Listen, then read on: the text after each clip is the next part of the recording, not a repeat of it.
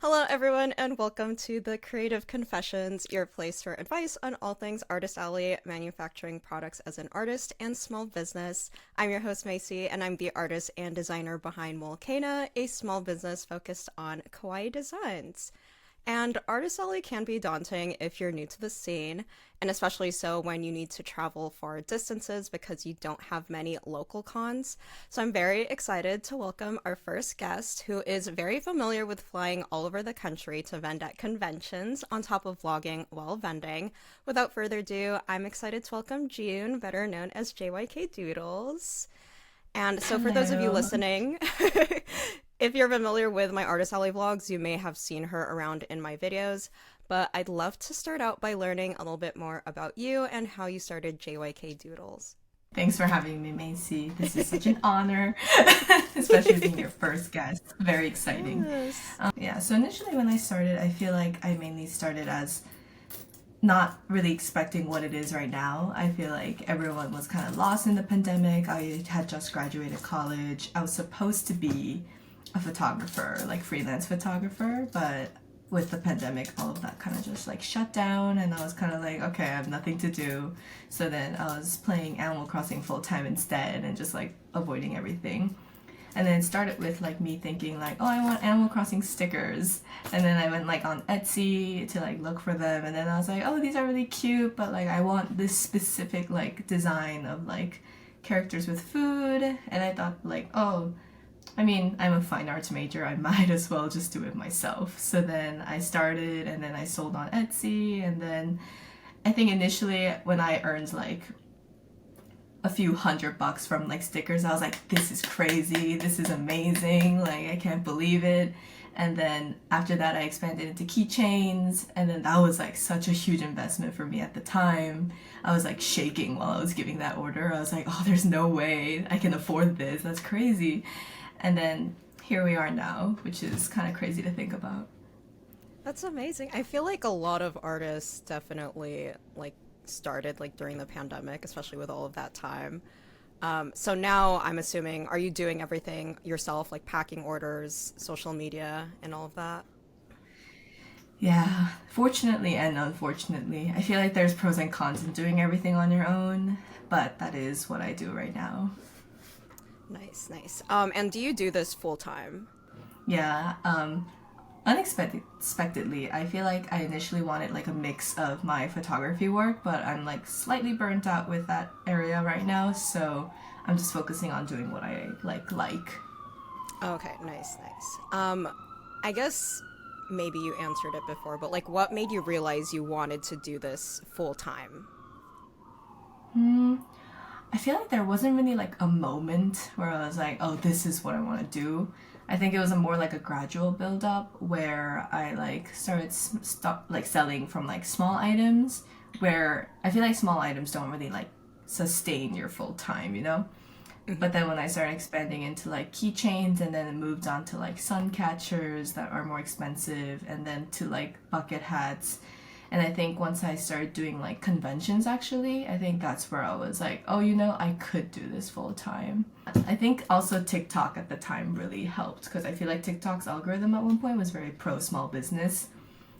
So then I think that also really helped my business at the time. Yeah, I feel like TikTok definitely helped a lot of businesses shoot up at least a few years ago. Maybe not so much now. Yeah. But you did mention that you do conventions. So I guess on average, or even from last year, how many cons did you do? I think last year I did 11 events, including like the night markets.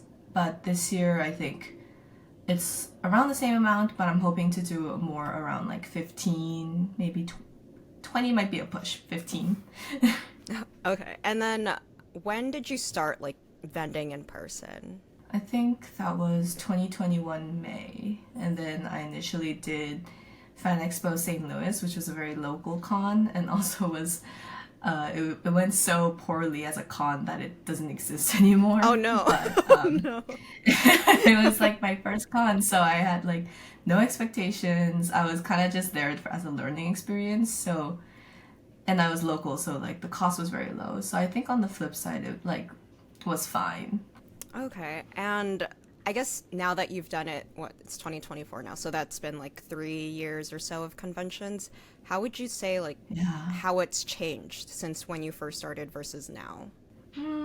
I think when I first started, I think I was definitely like inspired by a lot of like other people's table display. For example, I was looking at yours actually. Oh, really? And then I was like, when I was building my display, I was like looking back to yours and I was like, okay, Macy did this and this. So maybe if I can put the grid here. And then I think I looked at like other Artist Alley vlogs and I was like, okay, so people set up these kind of items this way. But now I think with experience, I like know how I want certain things to look and like which items should be placed where for the optimal, I guess, like view for the audience. I obviously don't have any proof visibly that that is specifically working, but I feel like it's been working so far. I think I'm definitely more used to the setup process. I think back then I was like really overthinking it. I was like, oh my god, like if I put this here, like is it gonna decrease the chance about something? But then now it's like, oh, like just put everything up. I think the biggest difference though is like I remember Fanny was St. Louis, like despite it being such a low attendee con, I was like so anxious about everything that I would like lock up my bags. I would like put I know, everything away same. on display. Yeah, and I'd just be like so secure about everything. And now I'm just like putting a drape over, call it a night, and I'm like, No. okay, let's go home. I was watching your MegaCon vlog and I was like, oh my god, girl, I feel Yeah. you. Like with the tablecloth. Yeah. Yeah, I just literally grabbed my tablecloth. I was like, just put it up, call it a night. And I was like, I need to go home. So I feel like at one point you just realize like if someone were to steal somebody's stuff here, it wouldn't necessarily be mine. So I accepted it. Fair, fair. And seeing how you've done so many cons, or how many, do you know like the number of cons you've done ever since you first started, like in I 2021? think probably like 20, 25. Okay. I think in my head it feels like a lot more, but then I think it's like 20 to 25. I know, I feel like you've done so many. Because I feel Yeah, like I think whenever it's I see you 'cause on socials, you're always like flying somewhere. yeah, I think it's because the flying takes so much energy out of me. I feel like if it was local, it would feel less like draining. Fair. So having like that con experience, like how would you define, in your terms, like how would you define a successful convention? I think obviously breaking even is the most important. Like you don't want to go home on a loss because that's just kind of sad. And obviously I try to pick cons that I think would go well, but like obviously it's hard to gauge that every time because every year cons, like even the same con looks different every year. I feel like the vibes are really important to me, like the customer vibes. I feel like certain cons I see more not aggressive, but I think there are people who are more honest about their thoughts about pricing or like their thoughts about what they're seeing. And I think that can sometimes be a little more hurtful than other cons, but there are cons that are like everyone's so sweet. They're like, oh, I used to watch your YouTube, I watch your Instagram stuff. And I feel like that makes it feel very fulfilling. But I think at the end of the day, I feel like money is the most important too because you're putting so much, especially for me, I fly so much. So then like with that energy and like money investment, you would want like a return. So I think I try to break even first, and then if I were to just like go back with a decent profit, I think I would call that a successful con. Yeah, I feel like money is always the first way of like, did I do well at this convention? Just because, no one wants to go to a con expecting a loss. Like, yay. Yeah. But yeah, that's why I ask, because it's like, besides money and then just hearing that validation from other people like in person, which is different from what you get from like YouTube or socials, it's different. It feels very like personal when they like look for your booth specifically because they wanted to tell you in person, and that feels very like heartwarming every time. I feel bad because I feel like my answer back feels very like much the same every time, but Oh no. I still appreciate every single time somebody comes up and says that they follow me on Instagram or like they watch me on YouTube. Yeah, that's usually, I feel like as long as you show like appreciation, I feel like they appreciate Yeah. it regardless. So Yeah. knowing all of that, is there anything that you would do if like it could be differently or what you would have told your earlier like self 3 years ago, like if you started like Artist Alley over again? I think overthinking was a huge part. Like, I think in the beginning of conventions, I had like a problem of like, oh, like, because I feel like it's different from like when you see on like your Shopify when you have like live visitors. It's just numbers, but then like in real life, you're seeing those numbers just like be at your table. You can see their expressions. You can see and hear like their conversations, and I feel like at first it can feel very like I think I felt a little insecure when if somebody was like not really as interested as other customers, or like they're like, oh, I'd rather buy something else than this. But that at the end of the day, it's like I'm trying to remember it's not that deep. And I kind of like learned to brush it off, and also like it doesn't devalue anyone's art just because like a customer will come by and is not interested in your product. And I think the whole thing, I started to accept that like, oh, it's actually like great that I could even catch someone's eye to make them stop halfway their walk and they like come over to my booth. So I try to think about it more positively, I think. One of my biggest mistakes in that sense is in Artist Alley, I think, was like investing into the wrong items for display. I had some displays that were just like either taking too long to set up, or like they just like didn't make sense to like fly with because it was just too bulky. And I feel like it's all trial and error, but if I were to go back now, then I think I would not spend that money on like the mistakes I've made, and I would know what to buy right away. And since I think you don't always, or whenever we do vend together, sometimes you do have a helper and then sometimes you don't. But since you do tend to do con solo, or you have experience in doing con solo, what tips do you have for someone who has to vend by themselves? Try not to drink too much water, especially like caffeinated drinks. Like that will make you want to go to the bathroom. I think I've tried to request to events sometimes that I want to be placed near a bathroom, or like kind of close to a bathroom so I can run over. But I don't know if they actually ever considered it. But there was one time where I was soloing at Otaku Fest and I was like literally right next to the bathroom, and that was really like clutch for me. Obviously, preparing food in advance is really important because like emptying your table is like quite risky most of the time. Like there's a chance of stolen merch, and also just like you lose business the more you leave your table empty. So then it's like up to you on how you want to like operate that. It's also kind of scary thinking that like that is also all your responsibility, like closing down, getting food. There's a lot to think in a hand. I think portable chargers are really important. And also maybe having like getting to know your neighbors is also super super important, I think, because they will be the ones who can watch over your table if you really do have to go use the bathroom. And I've had really good neighbors like in every single event of mine. So I usually just tell them like, "Hey, I'm just gonna make a quick run. Like, do you mind just taking a look if like no one's like lurking into my table, like behind my table?" And normally they're all very kind and we're all understanding that like this is really tough to do alone. So then most people are like, "Oh yeah, sure, just go take a break. I'll look over it." And also some people who have extra help will be like, "Oh, my helper can stand there." Like I remember for ALA, like your sister was standing at my booth when I had to pee. So then I feel like getting to know your neighbors is also really important. 100%. I feel like it's actually pretty common, I feel, for a lot of vendors to be soloing.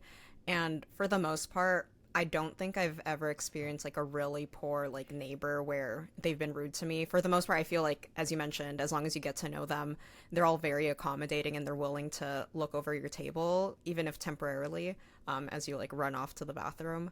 Yeah, it's a tough time. Sometimes you gotta cut costs somewhere. Yeah, especially, I mean, I know a lot of, and I did post a video about this, I think like yesterday, on like different ways of compensating helpers. And I know like not everyone can afford to like pay them in cash. So then Yeah. sometimes it's like, oh, I'll pay you with food or a free badge. But then Yeah. also, especially as an adult, a lot of our friends have their own lives too. And sometimes they're busy and they can't Yeah. take off like 3 days to like a whole Yeah. weekend. So Yeah, sometimes you I have to actually tough think it out. that, no, sorry. I think like setting expectations with your helper beforehand is very, very important actually. I think that's something that I learned throughout like Artist Alley, that like you should constantly be communicating with your helper that they're not only having a good time, but they're like satisfied with the compensation that you are offering. Because I feel like, especially if it's between friends, like things can get a little tricky. I feel like I found myself nervous time to time that I wasn't like compensating enough. And then like some friends would just be like, "Oh, Jiyoon, like we're friends. Like please do not worry, you're doing more than enough." By like, because I would like provide a really nice hotel, and like we would go on the vacation vibe for MegaCon, and like I'll treat them to really good food. And she was like, "I'm having the time of my life, so you do not need to worry." So I feel like setting those expectations beforehand so that both parties are having a good time is like pretty important. 100% fully agree with that. It's like it Yeah. because you don't want to ruin the friendship over one Yeah. con. Like that would suck. Yeah. Yeah. Finance is always tricky, but it'd be like that. Yeah. Yeah. So those are like most of the main questions. So we'll move on Mm-hmm. to like a bit of a speed round. And I feel like if you do want to elaborate on any of the answers for these questions, feel free to do so. So Mm-hmm. first question, would you identify as an introvert, extrovert, or ambivert? What's an ambivert? It's like both. It's like a little bit of both. Oh, I would say I'm an ambivert. I feel like over time I have become more and more introverted, but in a way that has been like helping me a little more. I feel like when I was really extroverted back in like college, because I was like, when I did like the MBTI, I was like 80% E and like 20% I, but now I'm Mm. more like half half. I feel like when I was really extroverted, I feel like I was very much a people pleaser too. And I would be very unclear with my own boundaries to please people. So then I feel like with Artist Alley, Artist Alley and actually with this business, actually, I feel like I've like established my boundaries a lot better than before. And weirdly, as a result, like there are things that I just ended up keeping to myself and it made me more introverted, I think. I'm not really sure what exactly made me introverted, but I am more like half half these days. That's fair. I feel like I know before when I first took the MBTI test, I was like 50-50 on the introversion extroversion scale, but I feel like for me in terms of cons, I feel like I became more extroverted just because I Mm, got so used to being the extroverted person during events that it kind of moved on into my life and I'm like, "Oh, that's interesting." yeah. Uh, I think vlogging also makes you extroverted by kind of like, not by choice, but like you kind of have to be extroverted if you want to vlog and put yourself yeah. out there. Yeah, so there are some parts that like I feel like I kind of forced the E out of me. Yeah. For Yeah. sure. So would you say you work best during the day, afternoon, or nighttime? I kind of shut down at night. I feel like it used to be the opposite when I was a teenager. I would like stay up till like 5 doing Oh my art God. and stuff. But then like I would sleep till like 1 p.m. But then I feel like now it's like I can't function after like 11 p.m. Like if you asked me anything, I'd just be like, just leave me alone. Um, Yeah. but then I don't really wake up early either. I feel like I wake up around like 9. Like I feel like most people wake up at like 7 or 6. So I feel like I get a lot of sleep and more than an average person.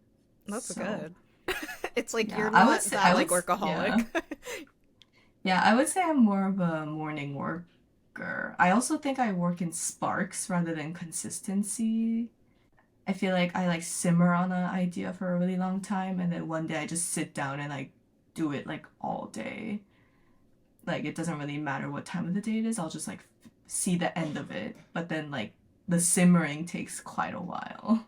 Yeah, I feel like I know before the pandemic, I was much more of a morning person. And then during the pandemic, I started going into becoming more of a night person, which I personally didn't really like, especially since society is more Uh, towards like morning people. And now I kind of mhm. reverse that and I feel like I'm more of a morning person as well. Yeah, I feel like I lost that kind of morning night vibe with the small business because you're kind of working on it. You're not working on it most of the time, but it is in your head most of the time. So then I feel like social media also, I tend to post at night. Mm. So then I'm working at that at night, but then like during the day I'm like doing admin work because it's not necessarily the best time to like post at least in my end because everyone's at work. Oh, plus you're also like on Eastern time, so I feel like if you have a lot of like Pacific Yeah. time people, it like works out if you post at night. Yeah, I think I think considering that time difference also like is important, which I've never figured out exactly what exactly is good, but I feel like as long as you just post, social media's algorithm will like get it there at some point. yeah. At one point I was like scheduling posts, but then like that was really helpful actually until I accidentally posted like a 7 p.m. post at 7 a.m. And I woke Oh, up and I was like, oh, like I was like, why are people commenting on this post? I thought I was like supposed to put it later. And then it was like, oh, it went up at 7 a.m. in the morning. And I was like, oh, okay.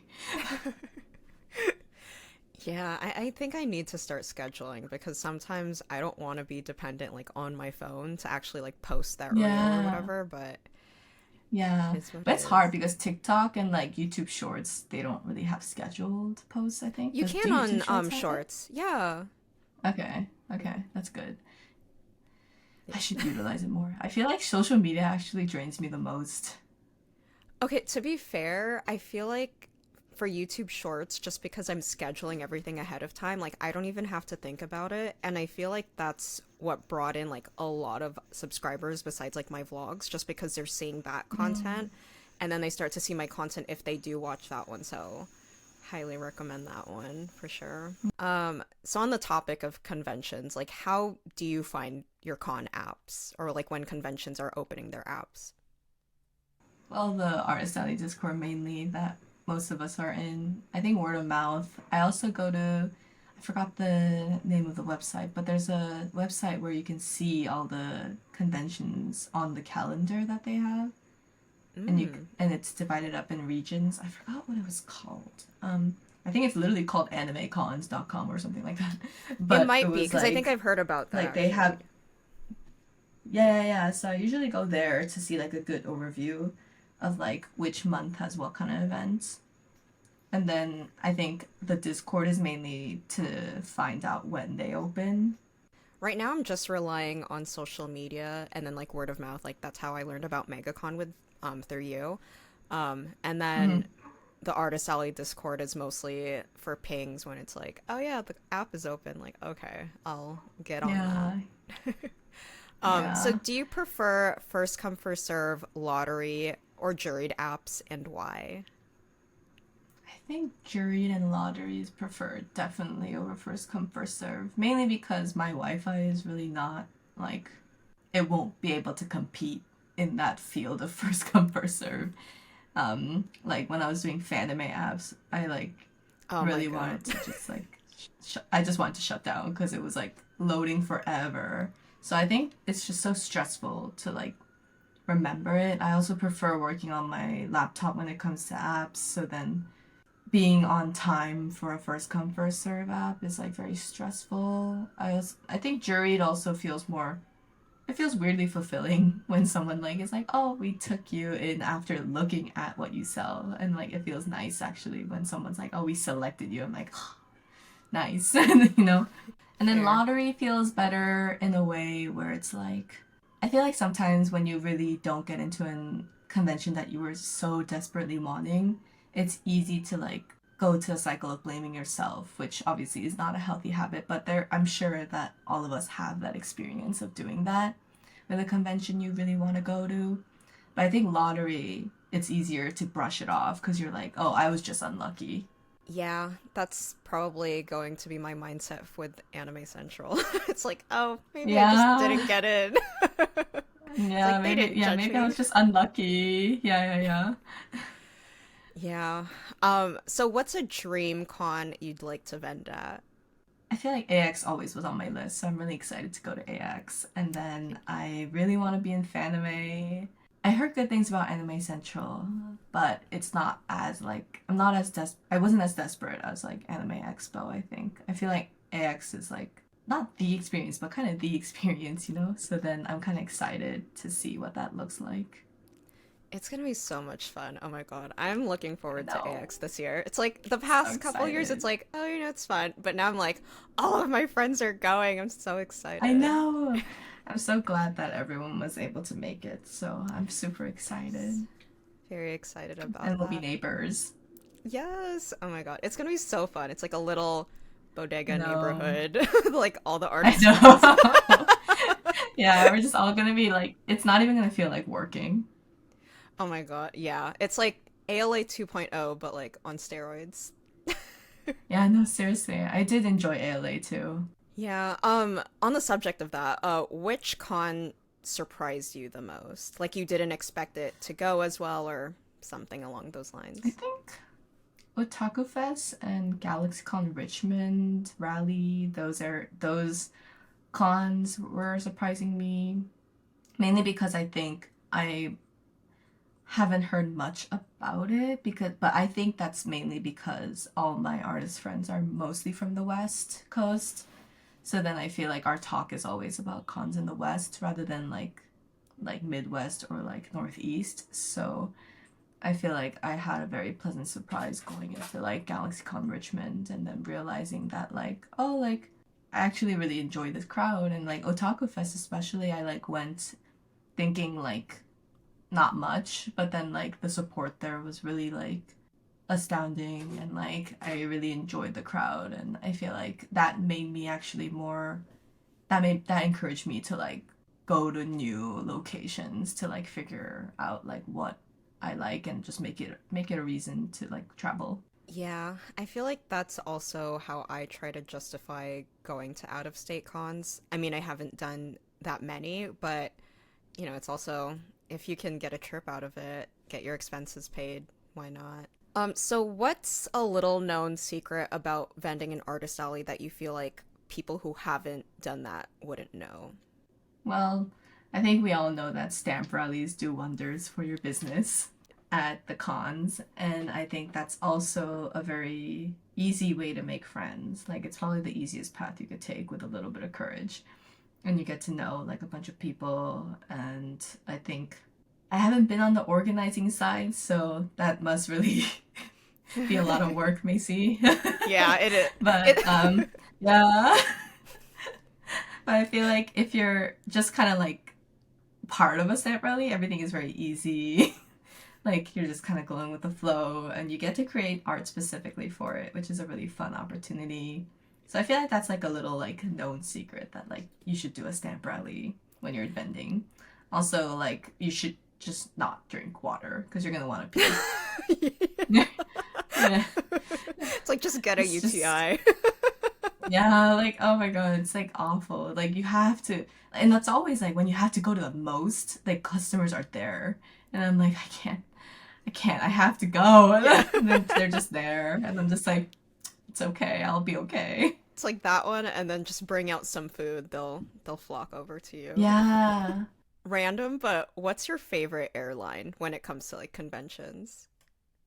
I used to take Southwest a lot just because of the two free checked bags, but then recently I learned that their third free, not free, third checked bag is like $50 more expensive than what it was before. So it was 75 before, and now it's 125.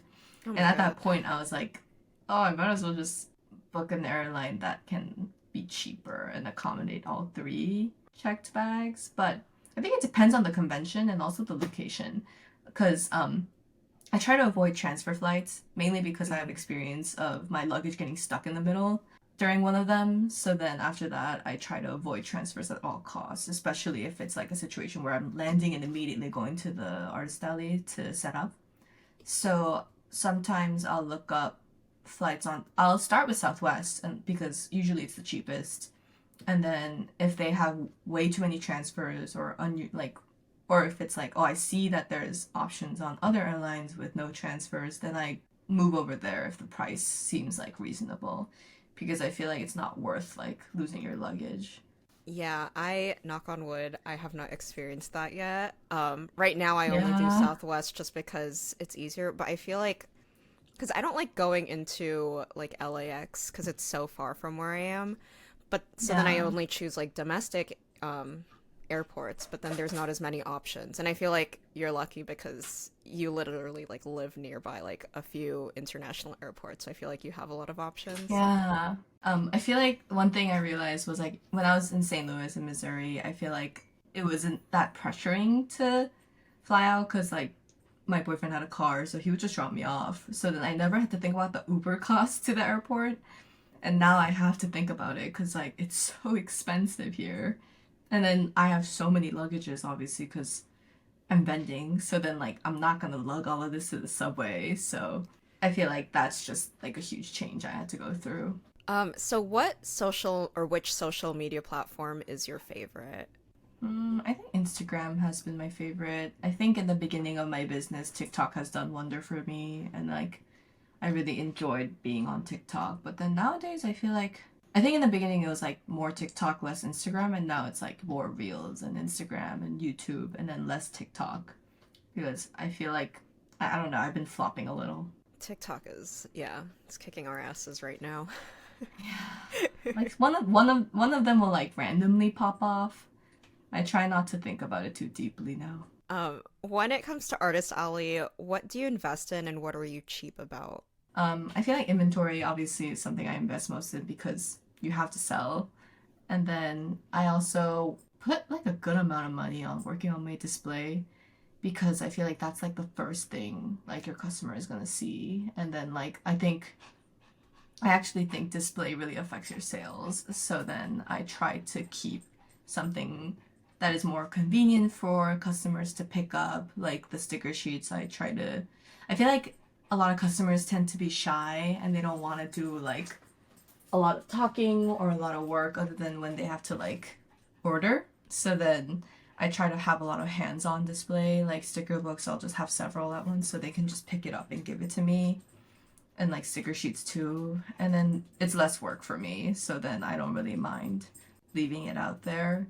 I think the only thing is like theft, which doesn't really happen often to be honest, if you're just like signaling to most people that you're watching. Yeah, I think I want to do a self-serve display. I'm just very paranoid. But I feel like unless Yeah. it's like a really big, busy con, I feel like it doesn't really happen that much. Or maybe like just a couple Yeah. times. Yeah. I also think that if you like kind of say like I try to say hello to everyone who comes by, and I think that also kind of signals like, oh, I'm like noticing you. So then most people after that are like, oh, like she notices that I'm like there. So like I feel like most people don't really. I mean, most people don't think about stealing in the begin to begin Yeah. with, but yeah, I think things that I'm cheap about is mainly my flights, cause like flights are like at the end of the day just like it's just a flight. Like I can just handle it. I'm still young enough, thankfully, to like handle like dreadful long flights that are complicated. I try to save money on food with cons because con food can get really expensive. So I try to like pre-pack something. Like Chipotle's been my go-to pre-pack because I feel like you get vegetables, carbs, like everything together. But I do also find myself like treating myself when the time comes and like thinking like, oh, this con's going pretty well. Like I think I could eat something pretty good. I feel like I want to be more cheap on flights. I think sometimes I'm just paranoid, which is why, you know how there's like those different levels on Southwest? I think I go with like the second level. So it's like, oh, I can still get a refund if I need to. But then I think at some point I should just go with the cheapest option because it's like we're all going to be on the same plane anyway. So it doesn't even matter Yeah, at but that you also point. never know. Yeah, I think it depends on the events. It's always better to be safe than sorry, is what I realized after that one luggage incident I had. Yeah. Um, I guess like on the topic of money, what has been your biggest money mistake with your business? It could be your business or Artist Alley, and why? In terms of business, I think I made a lot of very wasteful mistakes in the beginning of my business. I feel like I didn't really do proper research on like the cheapest ways to make packaging work or like I feel like I was kind of like going with the flow mainly because I wasn't really taking my business that seriously back then. I thought it was just like a hobby on the side. So then at one point I was like going to Michael's spending like $25 for like 20 envelopes. Oh And then I was like, no. oh, and then I was like, oh, they're so pretty though. And then I'll like handwrite everything and like pack them and like I would even like get like a bottle, spray bottle, and I'll like put like, you know how it like sticks with like the water adhesive, so I'll like do that. And then obviously 20 envelopes didn't last me long after a specific number of times. So then I was like, wow, I'm like spending like a lot of money on these envelopes. And then later I realized that like there was a way cheaper option to go with. So then I feel like you should always go with the cheapest option when you can, not go with the flow. Sometimes you just can't help it. Like sometimes I just run out of bubble mailers and I have to ship everything by like a specific day. Then I'm like, okay, Amazon, and I just like go with whatever is cheapest on Amazon. But like I think it's always best to consider your budget before going with the flow.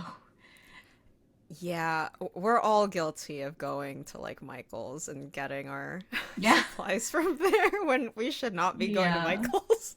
At least I feel like I it know. makes sense though when you're in the beginning of your business because you don't know if you need like 1,000 envelopes or something, but I think my resources was like my research was lacking clearly at the time.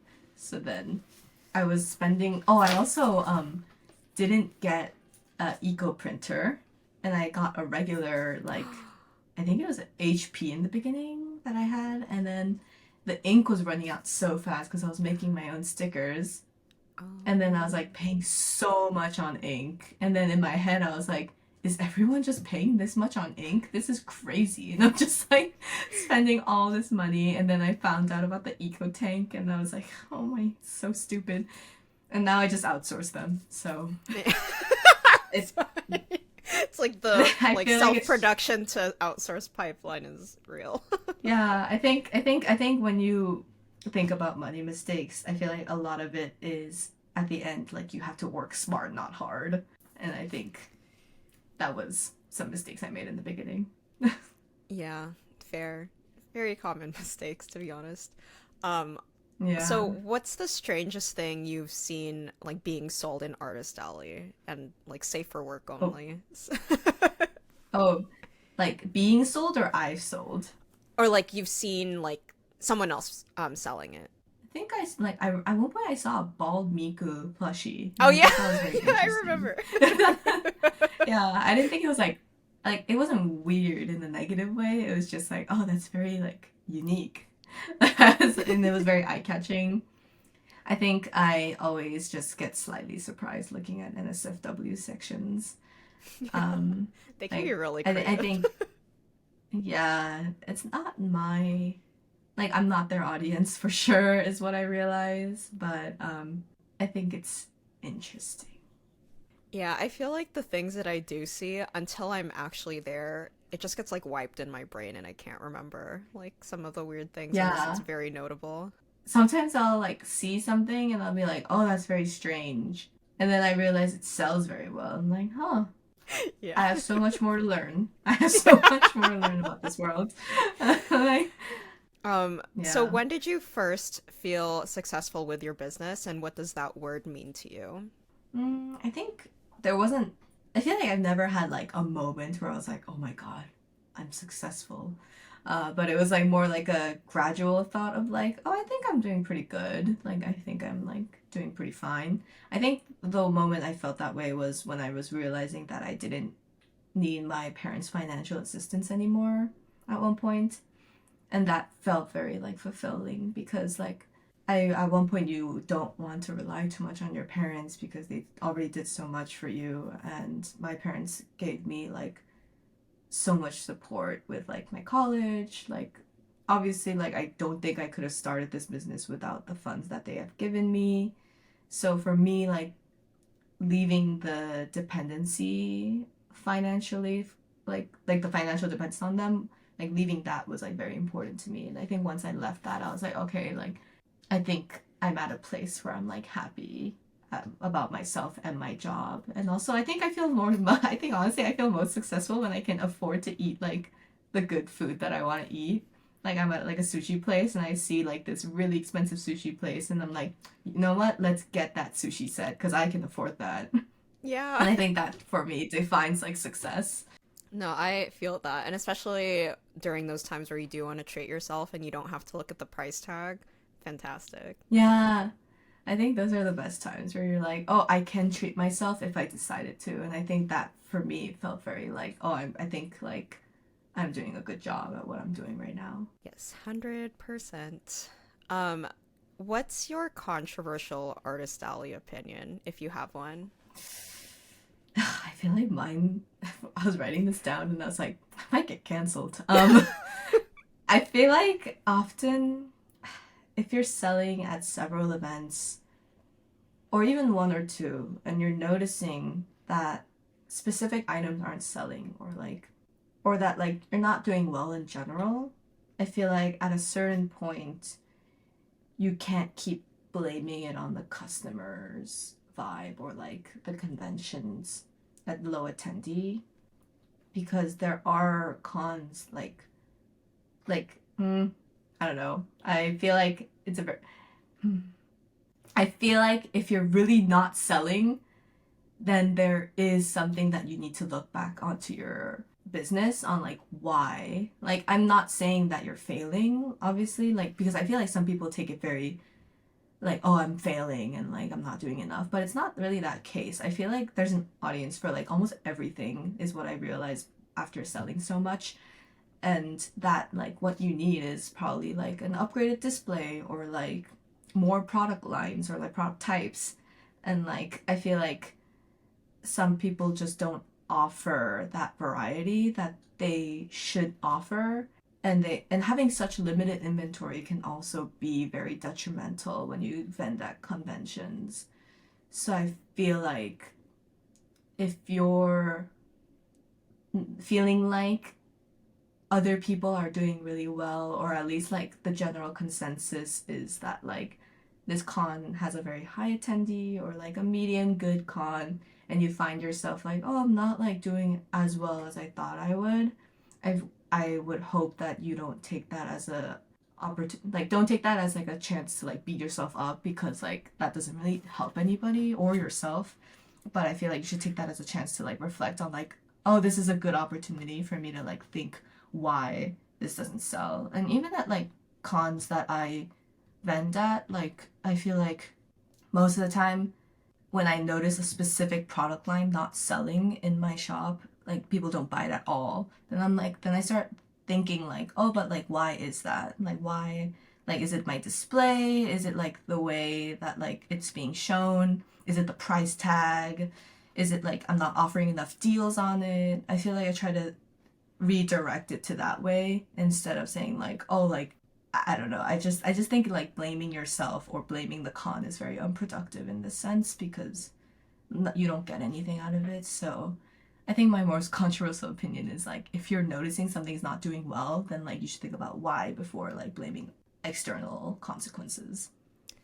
100%. I feel like Yeah. 100% for like everything you mentioned because I like sometimes it does help to just reflect on yourself because yeah, like you're the common denominator in all of these events and maybe it's not necessarily like the event itself or the audience. I think you also have to reflect like what can I do better? And sometimes maybe it is external sources. Like I know for me, I realized when I was doing night markets for like several months straight, I realized like at first I was thinking like, okay, am I like doing something wrong or like is it something about my Yeah. product? But I think at that point it was really just I think night markets were just not necessarily the event for me, or maybe for those particular night markets like Foodie Land, maybe it'll do really well for someone else, but for me as like an anime kawaii artist, it just wasn't working for me. So then that just Yeah. told myself like, oh, maybe I should steer clear of Foodie Land next time. So it's like there's so many things, but you also have to like think about all of those things too, and maybe one of those will help you with your business. Yeah, I think also like knowing your audience is so important and like into your entire business, like knowing who you're exactly targeting. And then I feel like once you narrow that down, you can choose events based on the audience that you know will buy your stuff. And I feel like I try to focus on like anime cons more than our night market ventures that we had and realize that it's not working for us. Yeah. Yeah, I Especially think you, like last you're year actually. flying. Yeah, I was flying and I didn't realize that they stopped doing canopy rentals and stuff. And I was like, oh my God, I put myself, like, I trapped myself for this. Like, I made a big mistake. But I think at one point during the night market, I was actually feeling quite discouraged where I was like, oh, like, am I like, did something go wrong in my business? Like, I don't know why it's like not doing as well as anime cons. And then I went back to an anime con for like Galaxy Con Rally, I think, and I did pretty well. And then I was like, oh, okay, like maybe it's not necessarily like what I'm selling is wrong. It's right. It's rather that I made the mistake of finding the wrong audience and then had different expectations. I feel like my expectations should definitely been lower and not like a standard anime con. But I was expecting numbers of an anime con going into a night market, which I think was my mistake.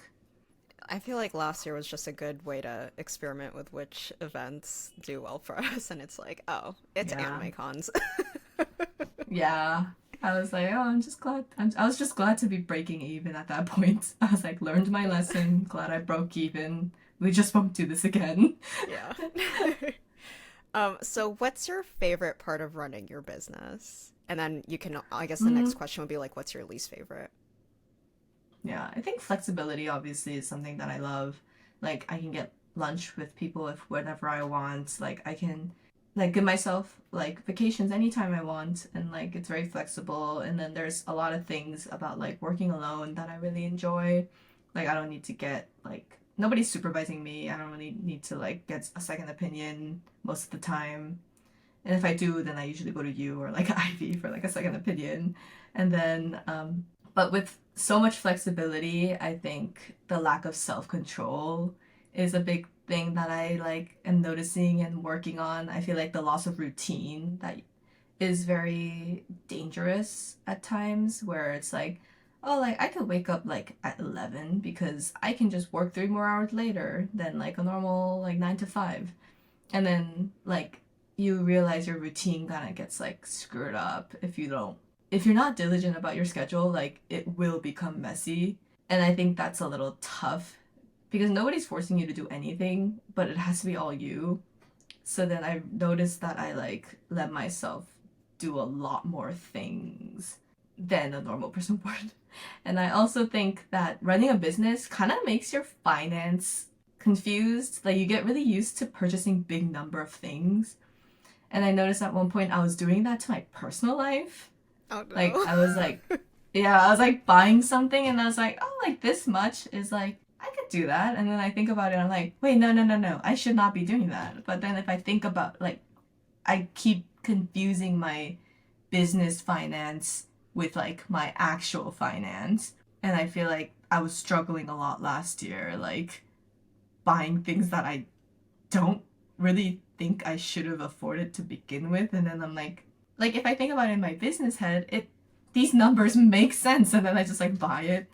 And then later I'm like going through my expenses and I'm like, oh my God, like Yeah. I don't think I should have bought that. Like I think my least favorite part is the finance part too, where it's like you get really confused and like nobody's helping you with your money, so you have to figure out the part of your money. And at one point you just like start confusing like your business money and your personal money, and I think that can be a little confusing in the beginning.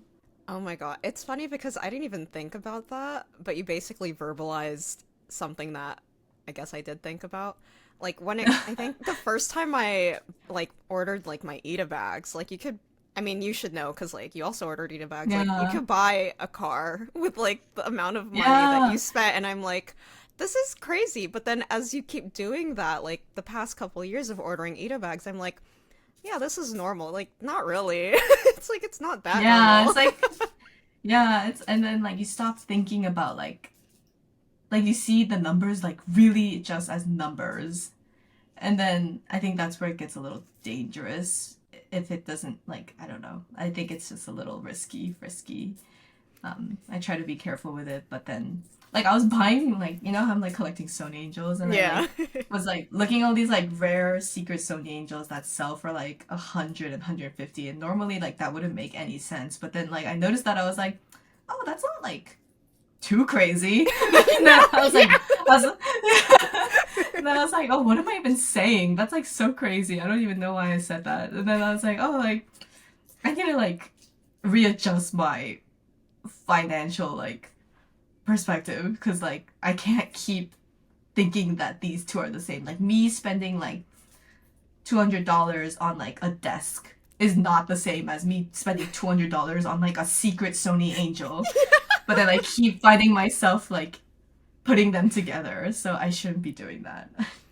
Oh my God, that reminds me. I think what was it? It was either last year or 2 years ago when I was on that. You know, like how like certain pin makers they have like they repost people's like DISOs or like ISOs.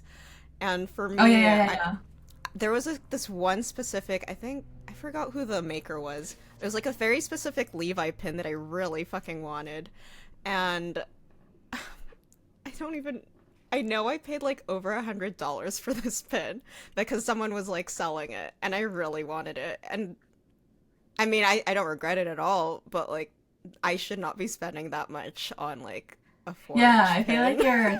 No, I know. I totally get what you mean. You just totally like shift your perspective when you want something so badly.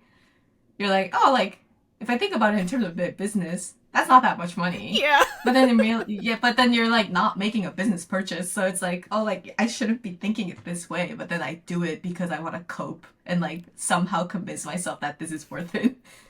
Yeah, it's like I'm gonna look at it. Like it's not like it's collecting dust, so it's fine. It's not, Yeah. but And then yeah, so then I just like I feel like those are like the tough parts where it's like I just like I need more self-control in general with the finance, with my time. yeah, it's like just really trying to mentally divide that and separate it like, oh yeah, this is a business expense, this is a personal expense, like which one do I actually like need and those numbers are not the same in terms of weight for like each Yeah. one. Yeah. Also like knowing your profit and knowing how exactly how much exactly you're like earning. Like I feel like sometimes I like to feel delusional and think that my revenue is Yeah. my income, but that's not true at all. So It's then not. so then I feel like that's also a really poor habit financially, like to think that your revenue is your income. So then I'm trying to not do that anymore. But it's just Until kind of the sad because government like comes once you there remove with every taxes. yeah. And then once you remove, it's just kind of sad once you finish a con and then you're like, oh, I thought I earned this much. But then actually, in reality, I earned only this much. And this actually has to go somewhere else. Are you team fanny pack or money box? Fanny pack. I'm like very, very, very paranoid when it comes to like money. And especially I'm like, I'm here to earn money. I'm not gonna leave with no money. So then Yeah. like Yeah. I'm like a huge like fanny pack person. Like it has to be stuck with me. And like I think it's just easier that way too. Like money box, I feel like I would definitely see myself either misplacing it or like knocking it over and everything just like goes everywhere and I'm just like panicking. So like it's just not a good idea for me. And I feel like so my next question was going to be like team suitcase or wagon, but I feel like because most of the time you fly your team suitcase. So are you team hard shell suitcase or like soft shell suitcase? Oh, hard shell, because like wet suitcases are not good news for your inventory. Oh yeah, I didn't even think Yeah. about like weather or like oh you're right. Okay. Cuz I was going Yeah. to buy another suitcase and I was going to go with soft shell because like you can fit more, No, but I no, forgot that no. about like if No, it's wet. no. Okay, you're so right. Yeah. Oh shoot. Yeah. Okay. Yeah. Also, I feel like hard shells are, I wouldn't say they're more protective, but I feel like weather-wise it definitely is. Yeah, that reminded me of like ALA when I was worried it was going to start raining during setup. Luckily it didn't. Oh But yeah, thank God. I would have been depressed. so what goals are you pursuing right now? I want more original work. I think that's something that I always have dilemmas about. I feel like part of me feels not guilty, but I think there's a part of me that is like not entirely satisfied about like being only fan art based work. I like really enjoy it, and there's like a specific happiness that comes from like sharing inside jokes with like fandoms and like I feel like creating something new can be such a risk and like it's scary too and like yeah, but I think that's I think that's my aim right now. But I can't keep avoiding it. So I just Yeah. want to make something that is more like mine. That's also my goal this year, actually. I need to Yeah. expand more on the OCs. Yeah. And earn more money. Yeah. Yes. Yeah. That's Ideally. always my goal. Yeah. More expense, but more income too. For sure. So how have you changed the most over the last year? Actually, the funny thing is that I feel like not even just last year, but like throughout my business, I think my MBTI changed because of my business. I was like a huge ENFJ, ENFP sometimes, but now I'm just completely ENTP. Oh, Um, interesting. yeah, it's weird. I don't know. I feel kind of like I don't feel changed like that, but then like apparently I did. I think I do think that I became less emotional. Like I started taking things like very much less personally than before. And I my motto is like my advisor in college once told me like, oh, like whenever I start panicking about something, she would just stop me and be like, Jiyoon, like it's not that deep. Like just remember that it's not that deep. And I try to remember that whenever something that I like, I had tendencies of catastrophizing, so I try to remember like it's not that deep. It's not that deep. And I also remember this statistic that like, oh, like 87 or like 86% of what people catastrophize like never ever ever happens. And obviously part of me was like, but there's like that 17% of Oh them. But then but I try to remember like, oh, it's like really not that deep. And I feel like I have learned to like not think too deeply about things that used to negatively affect me. Yeah, I really love that thought process because especially even like a few years ago, I was going to say when I was younger, but a few years ago, I was definitely more on like the overthinking, anxious side, and I still am, but I feel like I'm able to control that more because of that thought of like, yeah, it's not that deep. I'm literally not a surgeon. I'm like whatever I'm doing, it's not going to affect someone's life. Like this is fine. Yeah, And I also yeah, think like, did I do everything that I could do in this situation? And if like same thing even with like juried applications, sometimes I'm like stressing like, oh, like what about this or this? It's like, you know what? I submitted my app. I put the stuff that I wanted to put in my portfolio. If I did everything that I could do on my end, it's fine. It's like, it's up to them at this point. yeah. And I feel like that definitely helps with kind of like just keeping yourself grounded and not spiral as much, or at least that's what's helped me. Oh yeah, yeah. Just letting things go and just like not thinking about it too deeply is definitely helpful for your mental health and helps you move on. So what's your biggest business insecurity?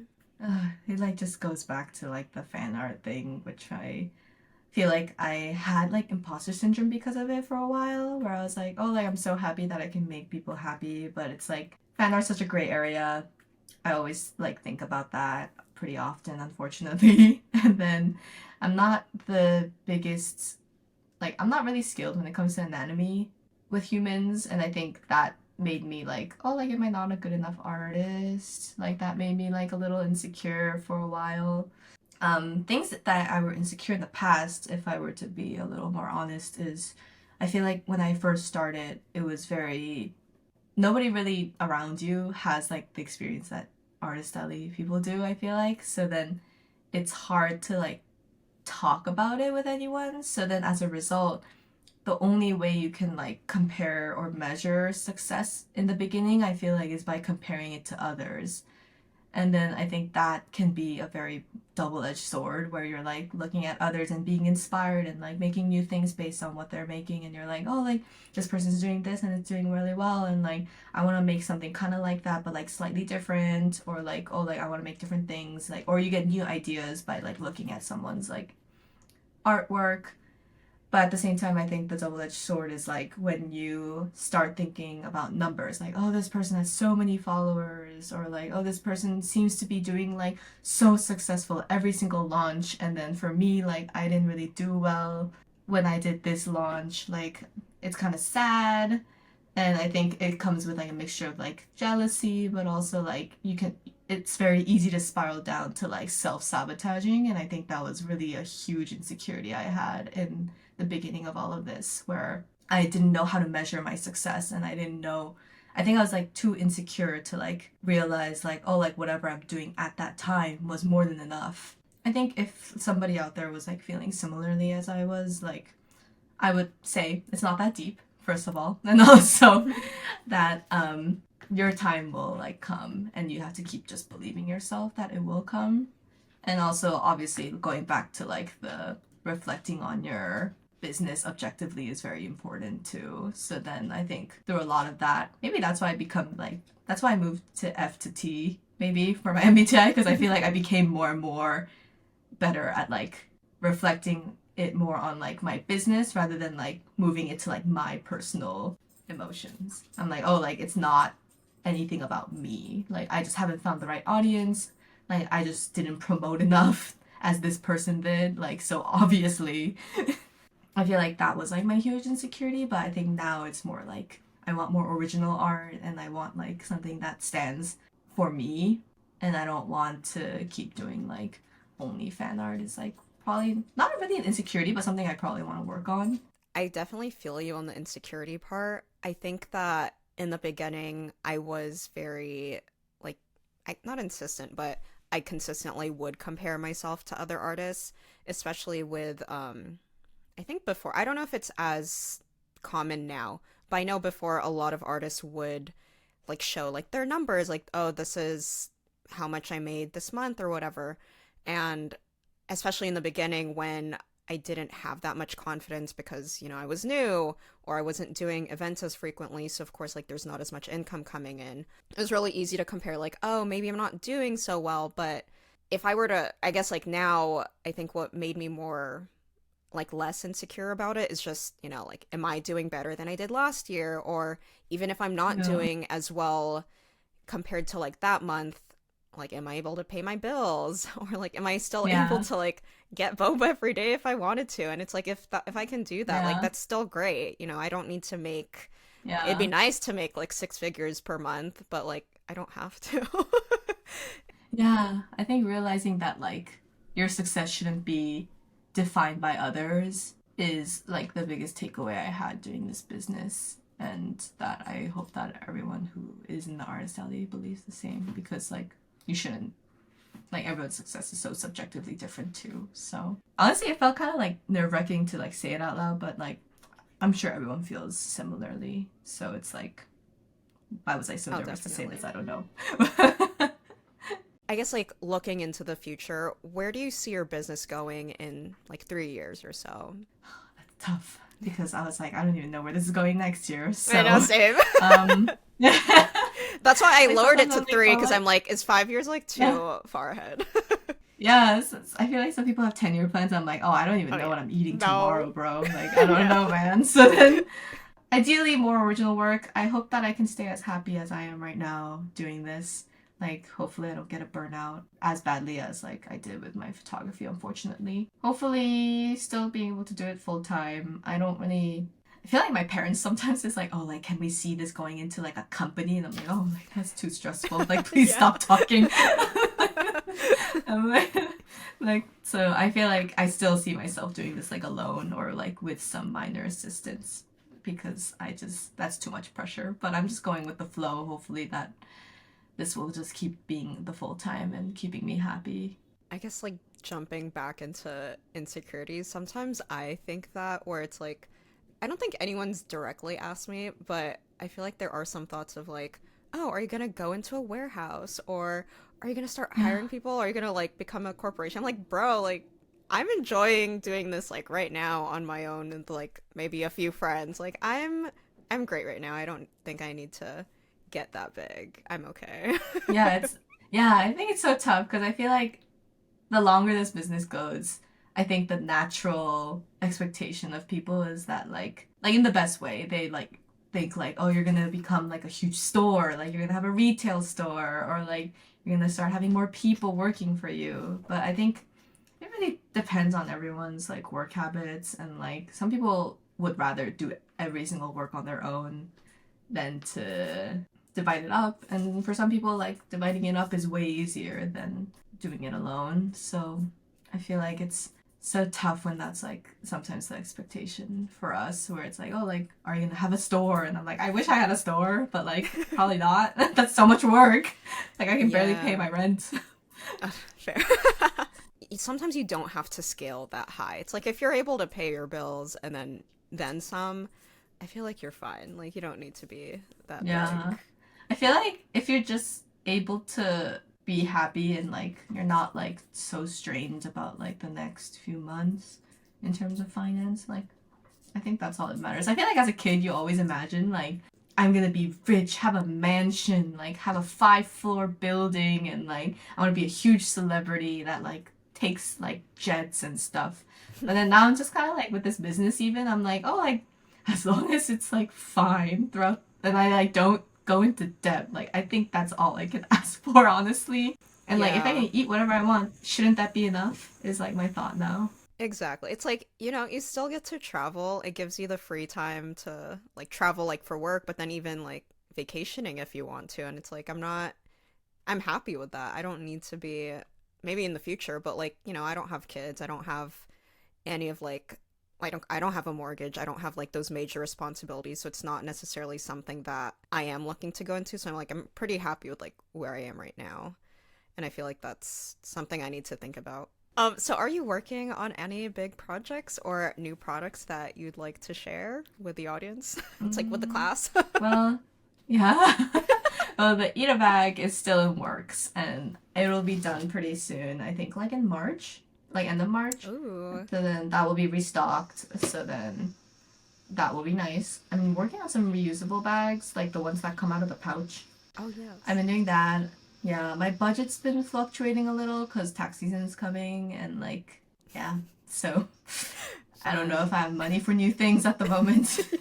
So then that's been my struggle a little where I'm like, oh, like, I don't know. I have these ideas, but I'm like, can I even afford these right now? So we'll see how March goes because I have like the deadliest con month in Oh March. wait, how many cons are So you doing in March?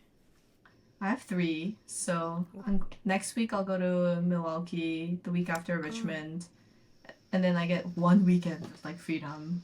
And then the week after that, actually, after that it'll be okay. After that I'm going to Hawaii Con, Oh so I'll be in yeah. Hawaii. So That's it great. will solve all my problems. Once I enter the airport, I'll be like, don't worry about it. I'm fine. Oh, that's so So I think, exciting. yeah, I'm super excited. I'm sad you're gonna come. I know. Next year. It's okay. You'll be in Asia. So much Yeah. better. Yeah. But it's good at Like, least because even though you do have three cons, I feel like the best time is when you have at least like two cons and then one weekend break and then another con rather than like three consecutive. in Because a they're all out of row. state, right? Yeah. Yeah, they are. Oh, shoot. Yeah. Yeah. It's okay. My dad was like, can't you control that? And I was like, no, dad, I cannot control that. It's I like was like, Jiyoon sure. said you need to move the date. Yeah. I was like, you know what? Let's move GalaxyCon Richmond like a week more because I need some breaks. So then, obviously, I think he meant like, oh, like, can't you choose not to Mm. go? And I was like, I have bills to pay. I was like, I have to go. I have taxes to pay. I have to go.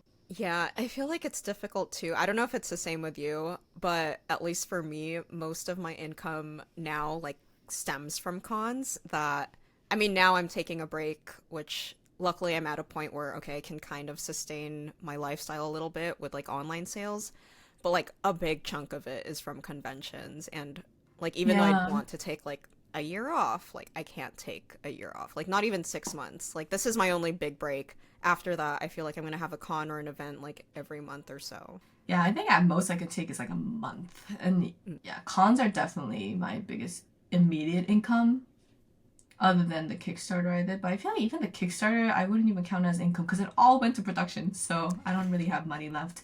So, Yeah. It's like the um, money will come I, once the bags arrive. yeah, I'm like waiting for April.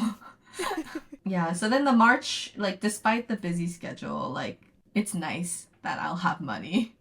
Like I'll know for sure that I'll have money. So then it's like nice to think about that because I'm like, okay, I need money because I'm running low. Yeah. I'm I'm getting there. It's like, gotta do Yeah. those shop updates because I don't have any Yeah. plans till July. Yeah. I was like, I'm gonna do a shop update, and then I was like, I can't afford a shop update. I have no money. I don't know where all the money went. I know, it's like, oh, we did well at ALA, but it's like, where did it go? Yeah. I was like, I had money, but where did it go? And then I realized, like, through my expense sheet, I'm like, oh, like, I can see where they all went. But it's like, damn, like, at this point, am I even earning money sometimes? I'm like... Taxes! Oh, yeah. It's like, that quarterly tax is killing me. Yeah. Oh, I'm, like, not ready for taxes this year. I'm, like, dreading it. I was, like, looking through my expenses, and I'm like, are you sure there's more? Not more. I was like, there's gotta be more. I know, it's like, where did all this money come from? Or, like, where did it go, actually? But yeah, I was like, why do I feel... Yeah, you look at, like, the net income that your CPA gives you, and you're like, but why do I feel like I don't earn whatever your number's saying? Yeah. Because I feel like some of it is, like, fees that you haven't used yet. Like, my Kickstarter postal fee, I have it, but I haven't used it yet. So it's not really my money. And then there's, like, cost of goods that you haven't sold. It's like, I love this job. Great. I know. It's like, there's money. It's just not mine, technically. Yeah. Yeah. I love this job. I wouldn't do anything else. Like, nothing can make me do anything else. I think those are all of my questions. Yeah, this I has think been so much fun. Yeah, that was actually so fun. I feel I think in the beginning I was a little nervous. I feel like most of this we've talked about, like, in person, but it's also nice, like, verbally talking about it, like, in the video. So, thank you so much. What else? Where can our audience find you? You can, like, list any socials. Yeah, just generally JYK _doodles in most social medias, and then without the underscore, just click jykdoodles.com and you'll just be taken straight to my website. It's mostly open until I'm at conventions. Perfect. But thanks for having me. Yeah, thank you for joining us. This was so much fun. And for everyone listening, thank you for watching / listening wherever you're consuming this. And I'll see y'all in the next episode. Bye.